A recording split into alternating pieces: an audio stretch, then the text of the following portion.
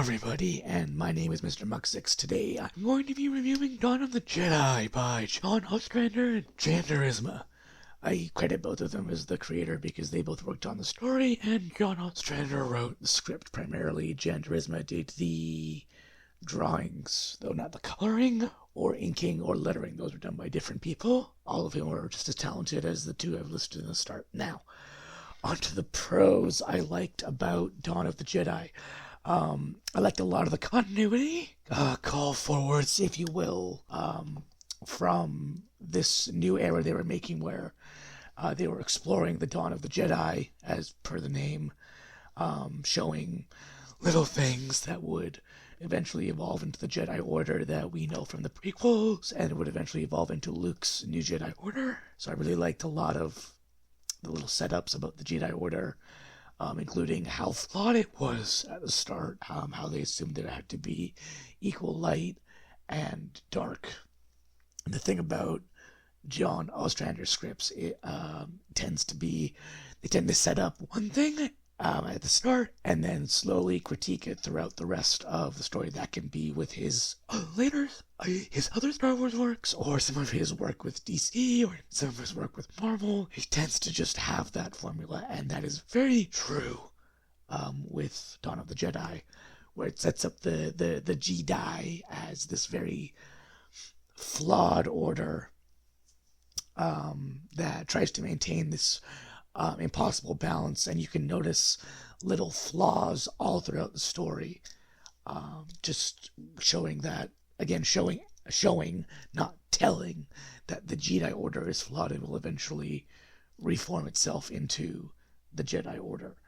I'll get into that deeper, what I think about that later, but just a general pro of mine was the continuity callbacks, specifically the Rakata.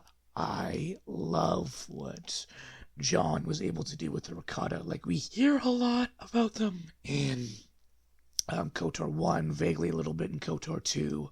I've memory hold most of SWTOR. I really don't like SWTOR, so if they showed up in that, I completely forget, to be entirely honest. This is just a little off the cuff review. But I love what was built on from KOTOR to this, where we get to see the Rakan Empire at its peak. Just how dark and brutal and terrifying the Rakata are.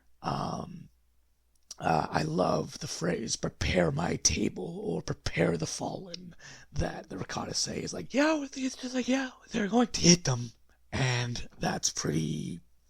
It's dark, it's terrifying. It's something the Rakata would absolutely do, given what was established in KOTOR. And I love how it is completely embodied by Praetor Skullnass throughout the whole story. I like how the leader of the Rakan Empire is just all of its worst traits, which they would think of as their best traits, distilled down into a person.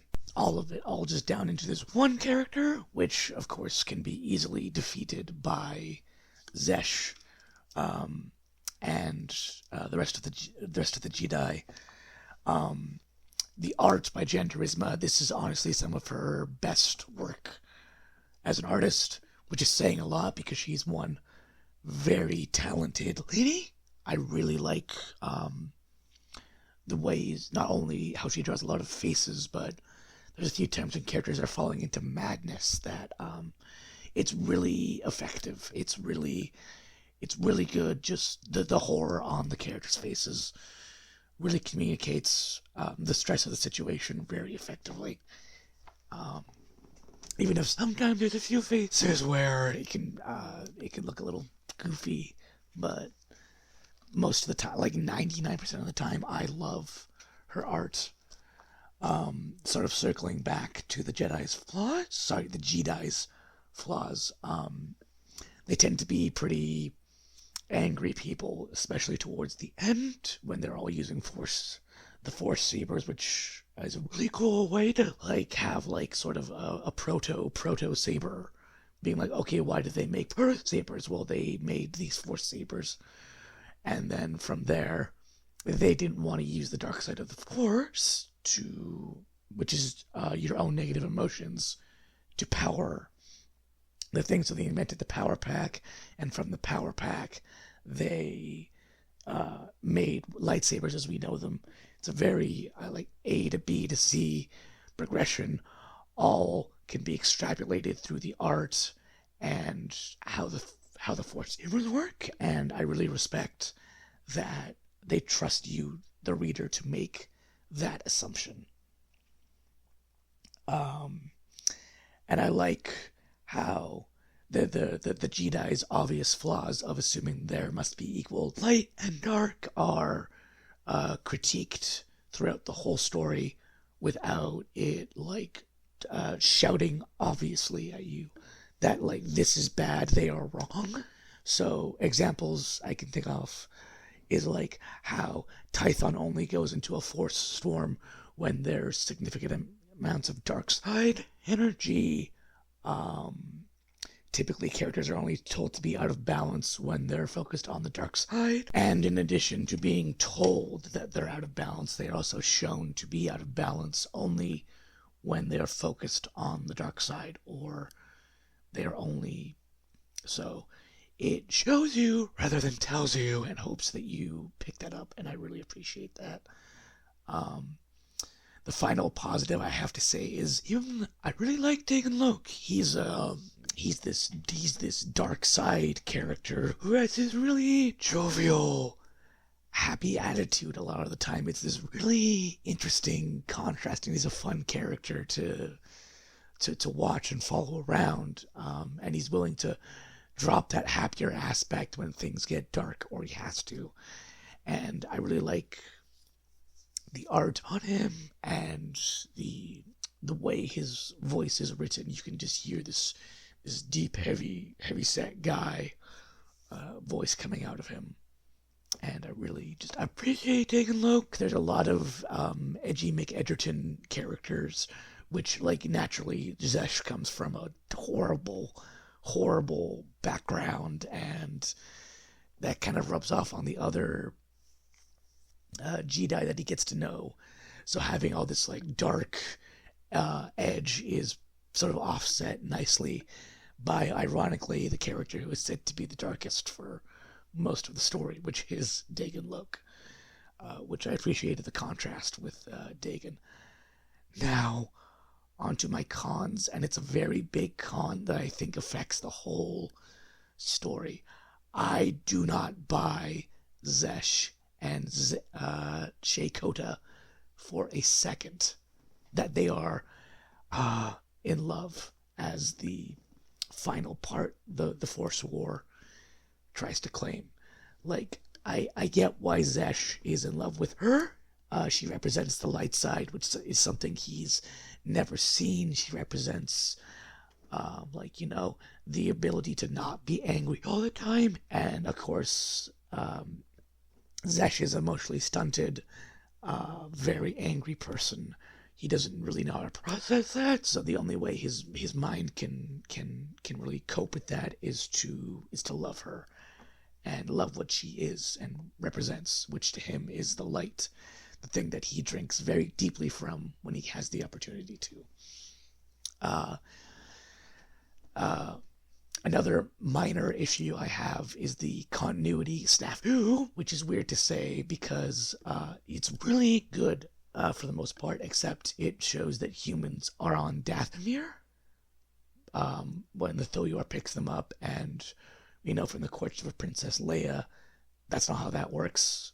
Maybe that was going to be explained in a later issue, but that leads me nicely to the other biggest problem I have with Dawn of the Jedi is the early cutoff. Clearly there was a lot being set up in these comics and in the one awful novel I'm not going to bother talking about. It's Into the Void is just really bad. But due to the Disney buyout and the cessation of what is now known as Legends, they could not continue this. So it's a story of all set up, a little bit of payoff, Like, I would have loved to know what they were going to do with Seknos' Wrath going pretty dark in the end, and all of the Rakatan slaves that just got freed and are now probably all just waiting on Bogan, like getting bored. I would have loved to see what would happen with that, but unfortunately, due to powers beyond the author's control, we will never get to see that. Also, rest in peace, John Ostrander, you magnificent bastard. If I get around to talking about Republic, I'm going to praise his work a lot more. And I also love his work on the Suicide Squad and his creation of Amanda Waller and Mr. Terrific. Those were him. Great guy, talented guy. May he rest in peace. But overall, I'm going to give Dawn of the Jedi a 5 out of 10. Probably a 4, actually, now that I think about it. A 4.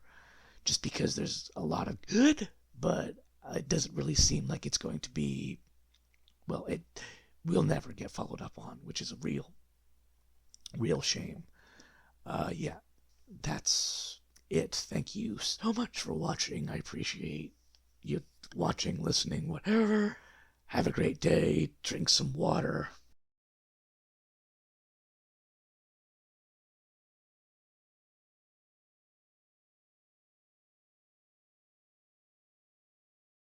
And I'll see you all in the next video.